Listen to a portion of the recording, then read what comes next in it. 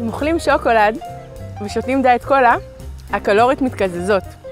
זה אחד מכללי הדיאטה שלמדתי לפני הרבה שנים. אל תצחקו, אני שנים שומרת על המשקל בזכות העצות האלה.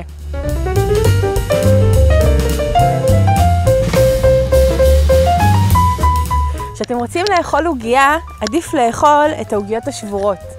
למה? כי כשהעוגיה נשברת, הקלוריות מטפטפות החוצה.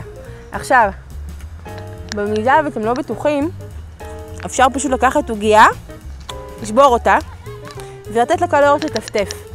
אחרי שהן גומרות לטפטף, אפשר גם להרוג אותם ככה על הרצפה, ואז אתם בטוחים.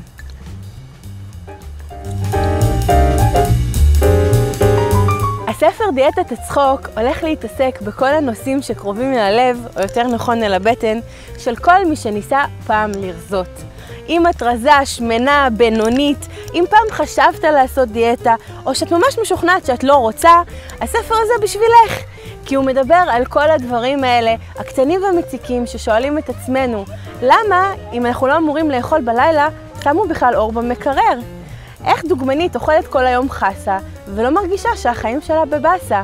והשאלה הכי חשובה, איך לאכול את העוגה וגם לצחוק על זה. אם אתם רוצים לקרוא את הספר ולהצטרף אליי למסע הזה, תמכו בספר שלי, דיאטת הצחוק. תודה רבה.